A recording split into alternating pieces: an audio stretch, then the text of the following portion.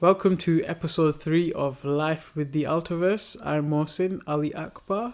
Ayub Anwar. Let's get going. What's been interesting in the news this week? There was a football match yesterday, right? Oh, well. Yeah, there was a few. FA Cup, big historic cup competition in England. Right. So I'm just going to talk about Man United. Okay. So Man United. What was it? Is it early stages of the cup or? Yeah, it is for the Premiership teams. Right. So, oh man, United were just dire. Right, it's the third round of FA Cup. Right. And my mate, I wasn't watching it, right? My mate sends a message on a WhatsApp group saying, this is absolutely dire, and that he fell asleep. He fell asleep watching it. That's normal to me, right? I fall asleep a lot watching United playing football. But they play Sheffield United. Right. They won 1-0 in the end, right? Off courtesy of I think it was an extra time penalty from Wayne Rooney. So it took a bloody penalty against a team that's a lot lower down in the division than. Is that the team Sheffield Premier United. League as well? No, they're in the lower okay. division. Right. What division are they in? Who cares? I don't know actually. Yeah. I Okay. think they're in the Championship, which is the next Oh, right. division down. Okay. Or they might be in. I guess if it's not Premier League, nobody really cares. It's like No, they've got Is plenty it? of supporters. Yeah. Okay. Yeah. There's a strong culture of supporting your local club in England. There's a lot of is people it? that do that. Okay, fair enough. Yeah. I'm ignorant to this fact. Anyway, so my mate goes, I fell asleep. Mm. And then his brother sends a message later on saying, right, you fell asleep. And then there's a link to a Vine of a guy actually at the stadium nodding off. His head's moving back slowly. Oh, God. Moving back, and he just falls asleep. And then boom, he brings his head forward.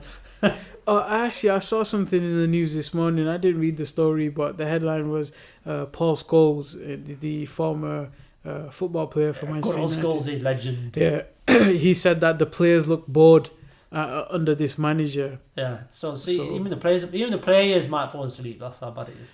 That's not good, is it? Man United used to be an exciting team. Used to be an interesting team to watch. I remember at one point. Yeah, they were. Yeah, but now I think Arsenal are good to watch if you want to watch good football. Arsenal's always been like a very attacking and exciting team. Yeah. Anyway, that's good football. Is it nothing else going on anywhere else nationally or? There was a good cricket match. Okay. Finished to the end last week. Right. So England are in South Africa. Okay. Playing the South African team. There was an awful lot of runs scored. Right. So England finished their first innings on 600 and something. Forgot what the score was. It looked like they were going to be in a good position because South Africa, they lost the first test against England, and they made 600 odd themselves. They were only about 10 runs off of England's total. Right. They declared with just a few overs left for the day, so that's strategic. So they got the next team in because you don't want to bat.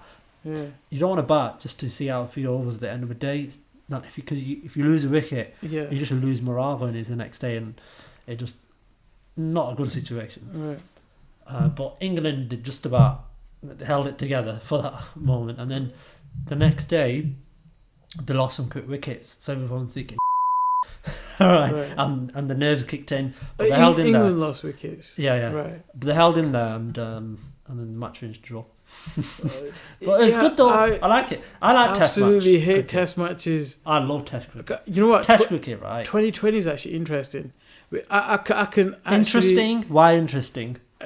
Because I can actually sit there and watch it. Right. Okay. So that's not the same as interesting, is it? And even then, I'll need some like side entertainment. If you want interesting, read an article or two while I'm watching it.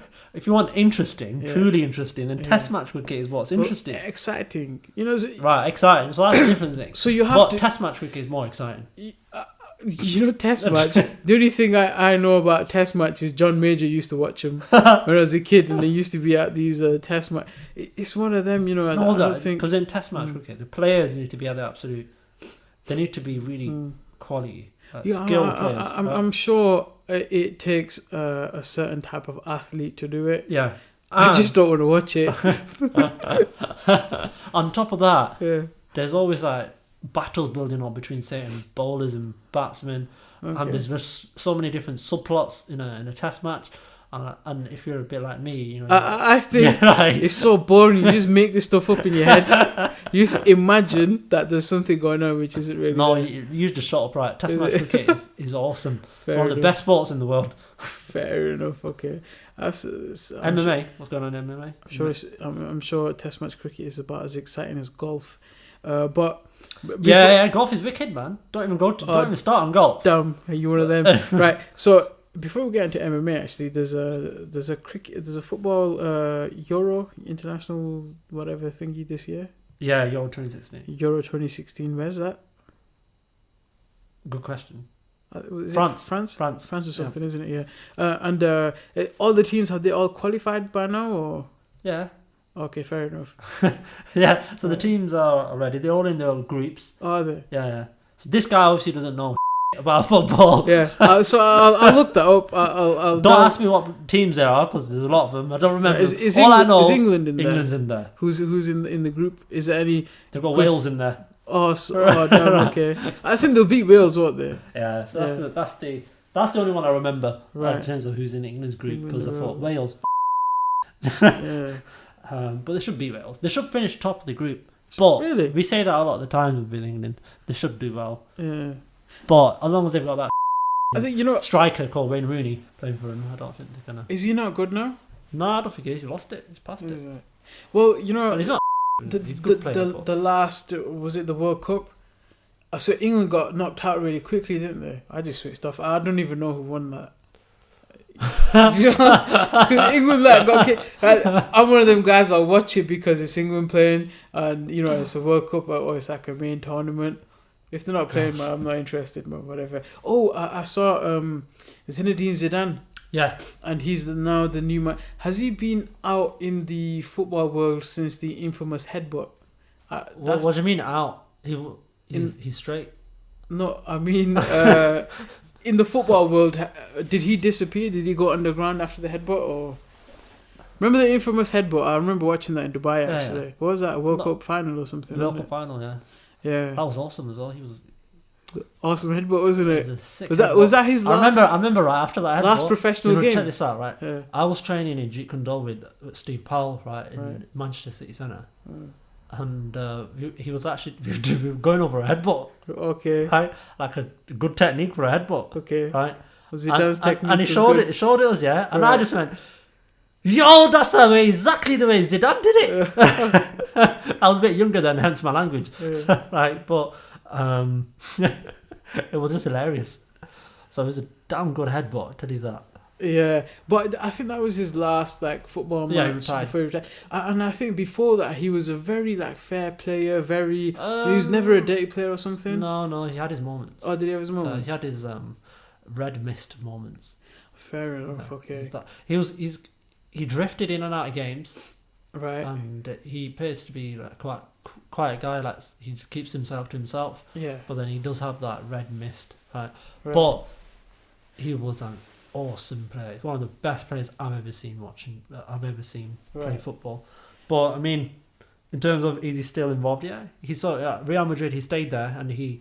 Was he in the background? He had in the background somewhere, doing various roles. Yeah. And managing their B team. Oh, okay. And who was their manager before that? They sacked. Rafa Benitez, the Liverpool, the guy who used to be at Liverpool. He's always going to be known for that. And Liverpool guy. And hated for that, yeah. Oh, is it? Okay. So he comes, and was it his first game and they won 4-0 or something? Whose game? Zidane's first game in charge. 5-0, yeah. Or was it 5-0? Yeah. But he didn't have to do much because team's already good. The team was already good and they were already winning by big scorelines. So then why did Rafa Benitez get sacked? Because Real Madrid are dumb. So I hate Real Madrid as a club. I hate them. So the guy's winning, And is the team on top of the table as well? Is They everything were on top of the table, right? but they weren't doing bad, right? They just didn't like him, and they said,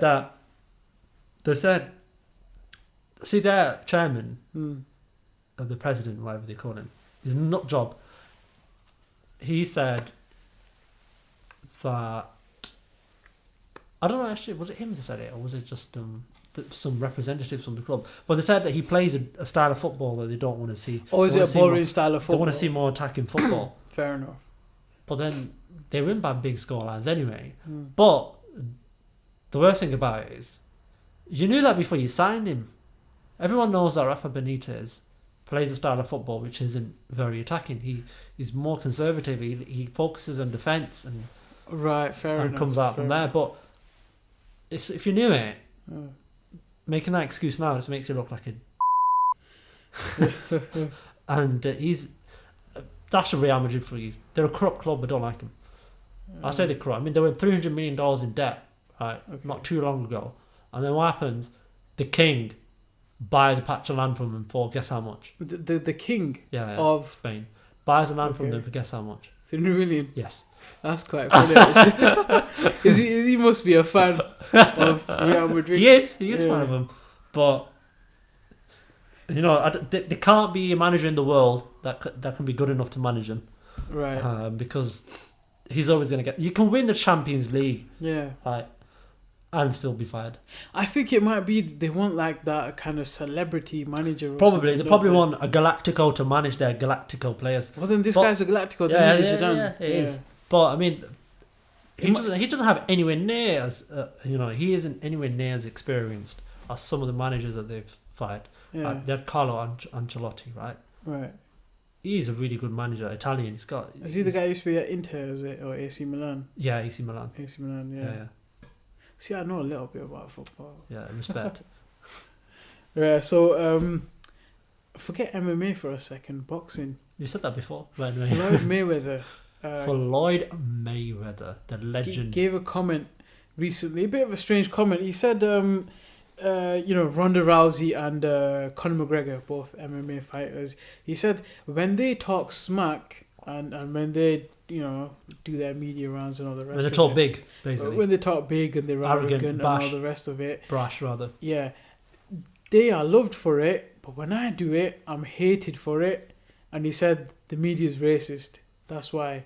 Because I'm black and I say these things, but when white people say it, it's all good. But when a black man says it, suddenly I'm the most hated man in America type business. And do you have a point? Actually, I was thinking about it, and I don't think he did because, who's the most loved smack talker in history? Fighter. It's Muhammad Ali. Mm-hmm. He was black. He wasn't a white person. So and that was at a time where racism was a little more accepted, and they still loved him. Yeah. He kind of transcended the culture a little bit. And but even Conor McGregor, it's not as if people liked him. No, Conor McGregor, he's in terms of his brash talk, not as if people like it. Yeah, people still find him arrogant. Yeah, they do. It's 50-50. People, it brings eyes to the television. And but that's why Mayweather did the same thing. Yeah. He brought eyes. Ronda Rousey, same thing. She brings eyes, but also when she lost, the amount of hate she got was just unprecedented. It's never been seen before. She got sparked out. She did, yeah, right? yeah. So I mean, if you're gonna talk big, you need to deliver, isn't it? Yeah, yeah, exactly. And but McGregor, he put out a statement on his Facebook. And he just addressed a few issues. He spoke about a few things and whatever. And he addressed Floyd Mayweather. And he said, "Listen, sunshine." He said, "Look, don't ever talk about racism with me. I'm Irish. We've been persecuted since we've existed." And he goes, just look at our history. Yeah. Just my ancestors, just having the name McGregor meant that they could be killed at any minute. Yeah. And so Ireland has had that nasty history of the British. And when he said that, the first thought that came to my mind is when they had a famine and the English didn't really help them out at all, and it was the Turkish Ottomans Muslims, by the way, who actually sent like quite a few ships over to Ireland to just Must so have they been a could, terrorist plot. yeah, and so even now today. Is that how the IRA came about? And so even today in Ireland somewhere, I can't remember exactly where, but they got a statue of that Muslim king, just to honor him, but that he helped them out at a time when they really needed it, and Britain, England, rather didn't really help him out, and that's why if in America it was a lot of the Irish that were moving to America, because America was that place which, if you were persecuted elsewhere, this is the land of the free, this is the home of the brave, this is the, all of that. And we can all have our freedom here. And a lot of Irish were going to, they wanted to get out of their situation in Ireland, which, it wasn't very financially positive. There wasn't any good outlooks on life. They couldn't come to England. If they ever did, they were heavily persecuted. And a lot of them actually moved to Liverpool. And that's probably why Liverpool got a funny accent, mind you, compared to the rest of Britain. It's just like, you don't fit. It's like, what the hell happened to you guys? What's in your water? But there was a lot of Irish immigration to Liverpool, and they're working on the docks and stuff there. And so then they moved to America just to kind of get away from the whole persecution and get to this kind of free land where they wouldn't be persecuted as much for just being born in a certain race type thing. So Conor McGregor had a good point. He's like, look, just in his lifetime, he's obviously seen the whole IRA thing play out, and the Republic and Northern Ireland have split in his lifetime. And so there's been a lot of issues in Ireland as well. So he said, look, respectfully, everyone has their struggle, etc., but it's not racism. Yeah, and I don't, when the whole Black Lives Matter movement was going on, and there was all these police killings of black people, and there was that persecution which is ongoing, Sandra Bland case actually as well. I was expecting some of these athletes and famous personalities, black people in celebrities or in whatever field they might be. I was expecting at least one of them, two of them, three of them, somebody come out and say something. Just there was radio silence. I couldn't believe it. Well, a lot of the celebrities are part of a they've got their own little cult, their own world. Yeah, and they're part of the establishment, aren't they? Yeah, a lot of them are. Not all of them. Obviously, I mean. Well, what's the establishment? Is the establishment Barack Obama? Because he's not exactly white skinned, is he? He's a mixed race.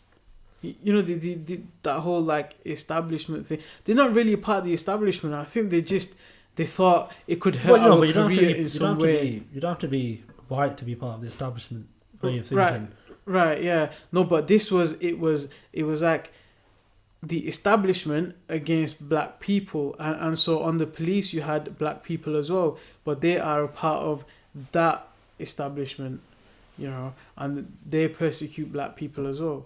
So they persecute their own, but the fact of the matter is that black people in America were for the longest time, and even to this day, are being persecuted by the police. And the reason, you must have seen a lot of the reports that have been coming out, that the reason it's been going on is because the police have to get a certain quota of arrests, because the prisons, have you heard this? No, I haven't. Right, the prisons are privately owned. Prisons are privately owned, and the federal government pays for every inmate.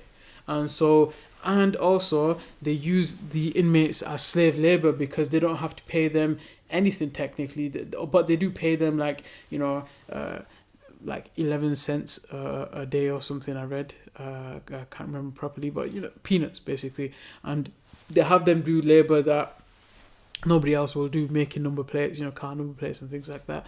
And so the police obviously are told, you need to bring in this many drug arrests, or this many of this. So the police go into, one police officer did an interview, and it's on YouTube somewhere. He said that when he was patrolling in a white neighborhood, they'd get annoyed, and they wouldn't even arrest people in the white neighborhood, because that white young person who has marijuana on him, his dad might be a judge. His uncle might be a judge, and you're going to get in trouble for that, and you're going to get told, right, unfortunately, I know you were just doing your job, but you need to go on a a week long or a 2 week long unpaid suspension just because you did your job, but it happened to be the relative of somebody in power. Corruption. And so what they used to do is they used to go out to the black areas, this guy said, and he said that we'd love to just be put there every day, and that way you can get a whole bunch of arrests.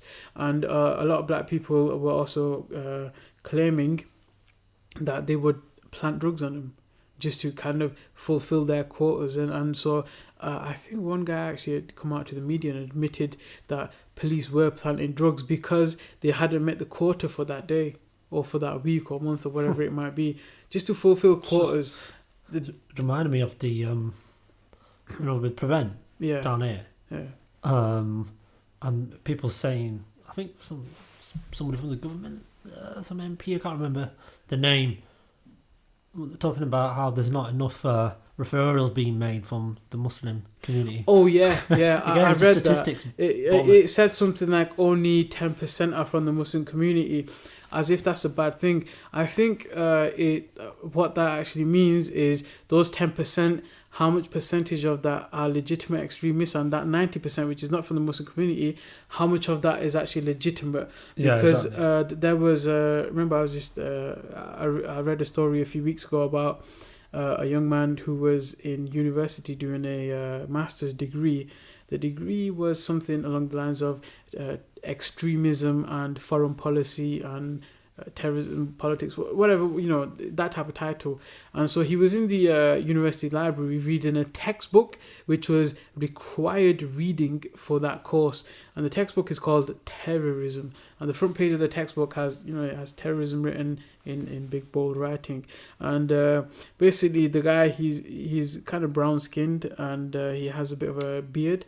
Not a huge beard, but he has a little bit of a beard, brown skinned, and I think maybe he was dressed in some kind of Middle Eastern attire, because on the picture that the newspaper did, although they had him pose somewhere, he was in Middle Eastern attire, and he had but that doesn't mean he was dressed in Middle Eastern attire when he was reading that book. Yeah, exactly. But he still had the beard. And not that it matters. Well, it doesn't matter, no. But I'm just trying to kind of paint the picture. Yeah. And so what happened is one of the university lecturers, obviously from a different course, saw a young fits the mold of a terrorist kind of looking person, brown skinned.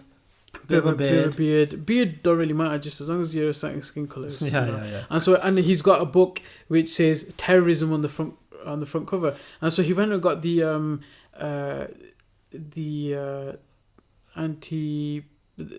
what are they called? Anti-extremism officers, I think they're called. And these guys were actually trained by the Prevent strategy.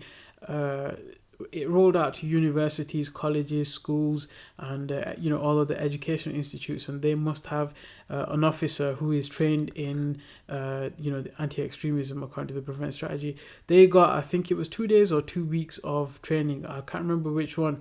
Either one is basically stupid, ridiculous. And so what happened is, back to this story, so at that university, the anti-extremism officer comes, has a chit chat with him, and so this guy answers questions very academically and tells him I'm on this course and all the rest of it. And that guy takes his ID and takes his name and all the rest of it, start investigating him.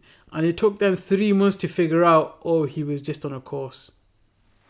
It took him 3 months to figure out that he was just on a course and it was required reading. And now the university said that we would like to apologise and we want to figure out some way where he can come back and study with us at this university. So it took him 3 months to find the syllabus and recommended readings list, etc. And to figure out that he wasn't a threat and he was just doing his studies as part of that university. He was just doing the required reading. So now they've his university career. Yeah, basically. As well, they messed his year up, didn't they? If you can't attend university for 3 months, that's your university year gone. Exactly. You're going to have to re-enroll next year. And so they said we would like to figure out some way of bringing him back. He said, no, thank you. And if I was him, I would recommend suing that university for every penny you can get. And as part of that deal, get a free master's degree and a free PhD out of that deal and a little bit of money. Yeah, at a different university. Well, even there or anywhere else, I want to go back there. You know, I would. I'd make sure it was free, and I'd make sure they'd pay me a handsome sum of money as well. You know, compensation. Yeah. Yeah, exactly. Anyway, what else is going on? So I was reading an article which is interesting about a guy called Palmer Luckey. Do you know who he is? Nope. Okay, so he is the founder of something called Oculus Rift. Oh, that Oculus virtual VR. reality thing. Yeah, virtual reality thing. So it's an interesting read. It was in a website I was reading. So they talk about his early life. Yeah. So just something before I talk about that. He sold, or the him and his group of people, co-owners, they sold the Oculus Rift or the Oculus VR, whatever they refer to it as, the company as in, for $2.8 billion to Mark Zuckerberg, so Facebook. So handsome sum of money that and is. That's just one. There's other investors in it as well. Okay. And, have they sold the whole company, or do they retain some part of the company? Do you know? Because if they're the inventors, I'm sure you'd want to keep them. Well, on they've board. got a part of the deal. There's I don't know the specifics of the deal, but they're still on board. They're still they're still it's been run as a separate wing. It's a bit like WhatsApp when WhatsApp was taken over by Facebook. Yeah, same type of stuff. So they're talking about how Palmer, when he was young, he liked to tinker with stuff. So his dad was like a budding mechanic. Right? He would just tinker around with his own car and fix things, and then his son would get involved as well and fix things up. And that got me thinking. So the father gave him like open permission, if you like. Here's my tools in the garage. You go in, you can mess around with stuff, figure things out for yourself. And he did that. And then he started building computers himself. And then he to fund his hobby of tinkering around with stuff and fixing them, he bought broken phones off eBay, fixed them, and then sold them back on. So that funded his hobby. Right. And then eventually, he got into gaming, and he set up a 6-screen gaming rig because he wanted to immerse himself in the experience. So he thought, wait, hang on, what if I sack all of these screens? What if I bring the screen, just one screen, and I bring it right up to my eye? Yeah. So that led to him creating Oculus Rift, and by the time he was 19, he'd created the first version of Oculus Rift. 19. Okay. Now that got me thinking about what I was doing when I was young. I'll ask you what you were doing when you were young as well. But I was out all day, playing something, like basketball, football, cricket normally, and obviously I used to do kung fu, right, and various other martial arts, and also I used to tinker with things as well. So when I was I think I was about 9 or something. Yeah, I was 9. My mum bought me a bike from a Sunday market. I used, a car boot sale. It was like a blue bike. It was a BMX frame. And I just begged her, I want the bike. She bought me the bike, 12 quid. My granddad hated the fact that I had the bike, but my mum bought it, right? And I had no means to actually fix it when it a lot. For £12, probably what was going to happen. But I went to the library. I got a book on how to DIY bikes. Right. And I used to read that, and then I would go back to my bike and I'd fix whatever I had the capability of fixing in terms of the resources I had. Right. So I'd go to the shed, take my dad's tools without telling him, and fix my bike up. And then I'd save up money to buy a tube for the wheel, tire. And for the tire, and shows you how much I know. And then I figured out that the gear, it had a gear system on it, so the BMX, no, it just doesn't have a gear, it's just one.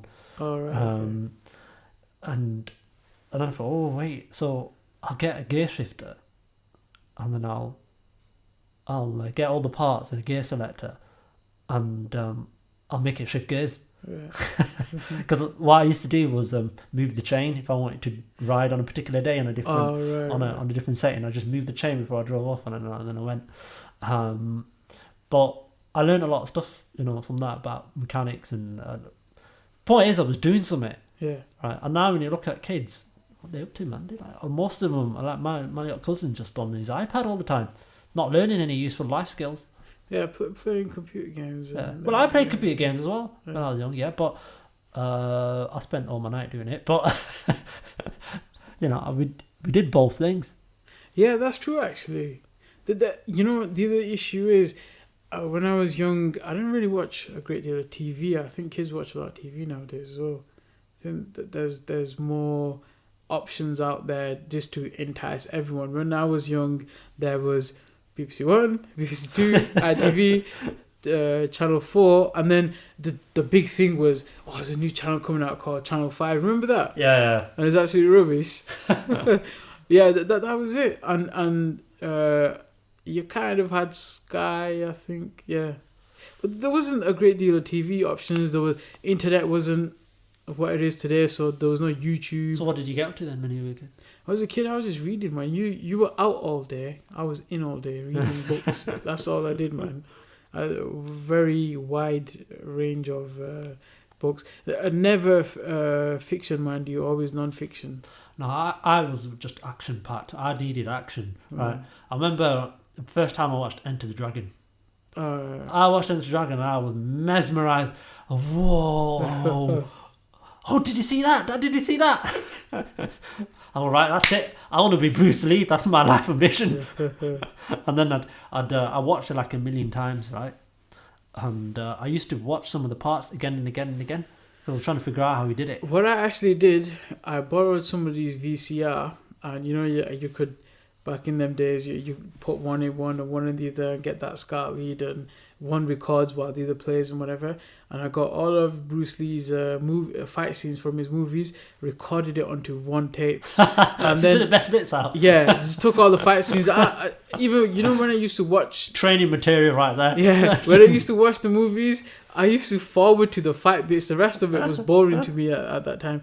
And then later on, I discovered there's another guy called Jackie Chan. Thought, let me find his fight scenes. But his fight scenes were more like funny, not a serious type thing. Jackie Chan's in Enter the Dragon, Is he? Yeah, I'm proper geek. Right. Oh, I heard. Yeah. Right, so in the scene when he beats up all the guards. Yeah. And he's got a top off and all that. He's a proper hero. Yeah. He grabs one guard, right, and he by the hair and he pulls him back and he does a chop on his neck. Oh, that was Jackie Chan. Okay. Right. That fight scene is amazing.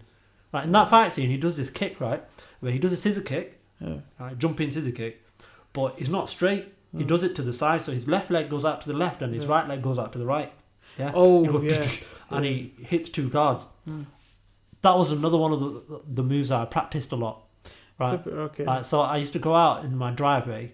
Probably everyone that saw me do it, and I'd practice it. I'd have a football in one hand, under one leg and kick it about for a bit, and then I'd just go do the kick. Right, I've practiced it to death, and I managed to do it. When I did it, I thought, yes, I've done it. And then I thought, wait, what am I going to do with this?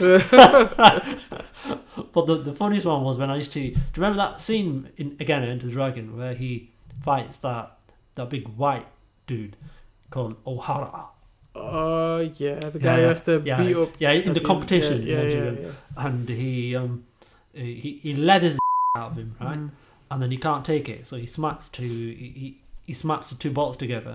Yeah, to like create a weapon to stab him with. Yeah, and then he approaches him. So that's O'Hara. But when he's doing the fight, he does that flip kick. You know when he jumps? Flip kick? Yeah. That's from Tekken, isn't it? Yeah, that's from Tekken, right? Yeah. And when I saw that, I was like, oh. You try that? Yeah, I tried it. Right. Did you get it? What I used to do, right, is I'd go out in the garden. My dad bought swings again, which I helped set up. Okay. Anyway, and whenever I went out, I didn't go on the swing. I used to grab two of the poles and I used to practice flipping. All right. Right, Okay. and first time I did it, I like got myself into a knot, and I ended up inverted, and I I dropped, and I went head first down onto the ground. Boom. Oh, that would explain a lot of things. Damn. But I got it. I eventually got it. I remember when I did it, I was like, yes. I was like, did anyone see it? Anyone see it? Oh, nobody. Yeah. Well, actually, if you were in today's day and age, you'd have your GoPro set up and you'd put it on YouTube, wouldn't you? So I mean, you know, it's a good age, but there's also some negativity because people need some type of direction, don't they? There's kids are lacking direction. They don't know what they want to do. They don't know nobody's given them any aspirations, and nobody's told them why they should have aspirations. So what we're saying? Should they watch Enter the Dragon? Well, because he's got plenty of wisdom in there. Well, there needs to be some type of engagement with young people, and what worked for us, what worked for our parents didn't work for us, and what worked for us won't work for the new generation. So there always has to be a rethinking, but also the way technology has changed is massive. So there needs to be a massive rethinking of how to deal with young people in today's day and age. Anyway, we'll talk about it more next time. I gotta make a move. Alright, thank you very much for listening. Until next time. See you later.